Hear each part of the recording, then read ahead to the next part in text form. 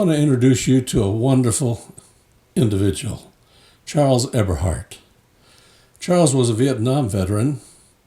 He was a skilled mechanic and later became a professor of mechanics at the very college where he graduated from. When I met Charlie, he was beginning his work in the literature ministry in the mid-1980s. It was there when he shared with me the story we're going to share with you right now. You see, Charlie was at the lowest point in his life. He was all set to go to Saudi Arabia as a mechanic, where he would make the big dollars. But instead of that, the Lord had other plans. Two wonderful people were about to enter his life.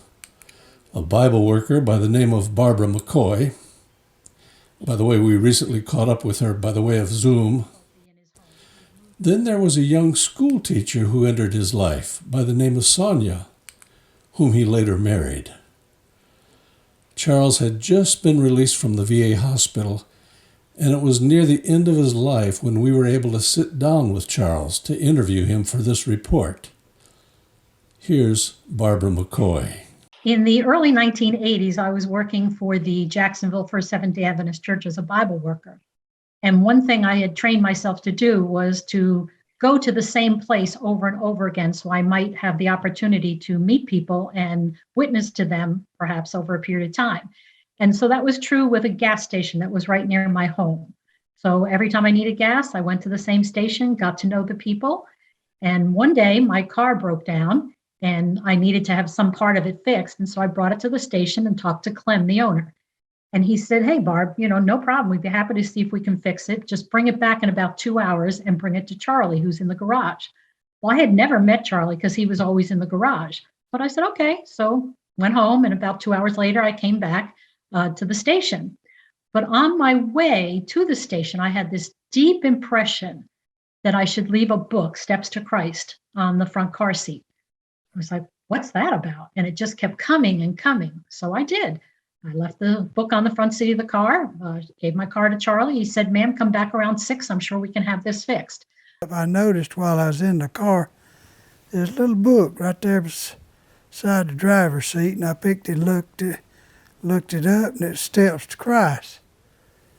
And so I read a few pages, paragraphs or whatever, and at first I put it back down, and then I got out.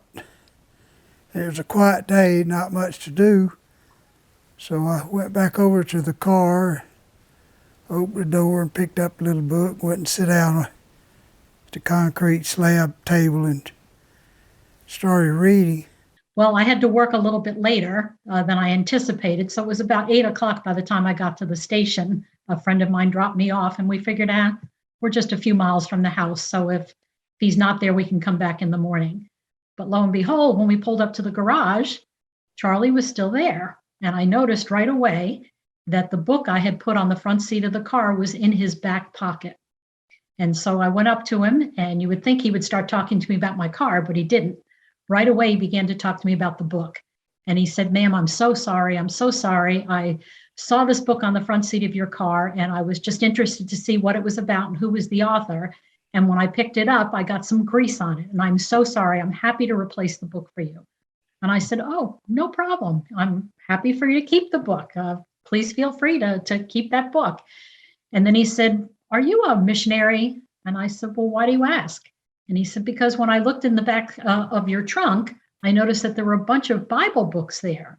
I said, "Well, those are books that I use to give out to people to help learn about the Bible and more about Jesus. And so I guess you could say I am a Bible missionary."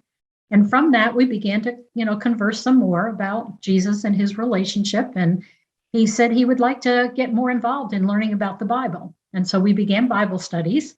And shortly after that, the church began a series of meetings. Barbara asked me to come to an evangelistic meeting. So what's an evangelistic meeting?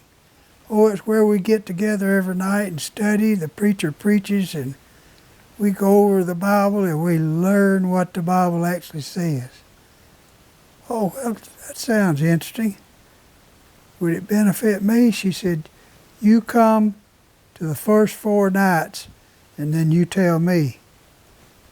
Okay, so I made plans to go. Got off work early, about an hour, went home, showered, changed clothes, and got cleaned up.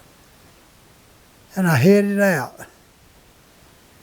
And I had to follow a railroad track a long ways to be able to get across the river on a bridge.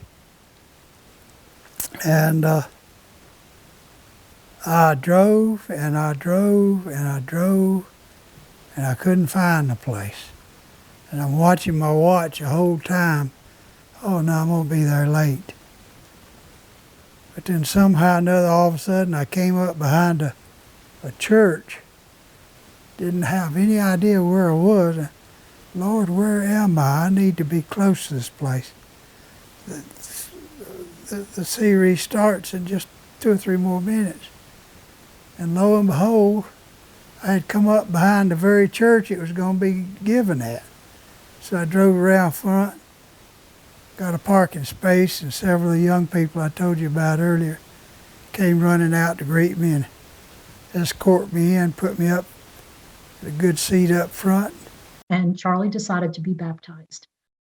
2 beautiful things about this story is that shortly before Charlie's baptism, he shared with me that the very morning I showed up at that gas station, he had gotten down on his knees and said, Lord, if you are real and you have anything to do with my life, I really need to hear from you today because my life is in a point of transition and I need to know what to do. Well, then I showed up. And the second thing is that we never know when God is going to use us. When we get these deep impressions to do something, we just never know if God is prompting us to do something that's going to help somebody else's experience with salvation.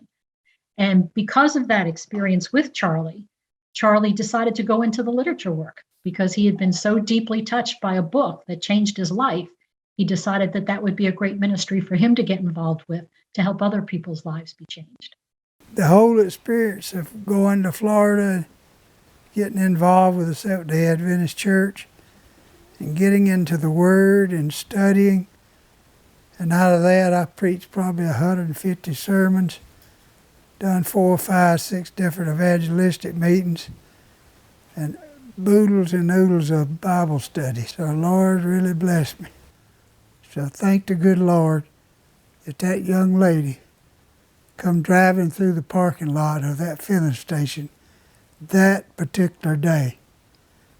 That particular day.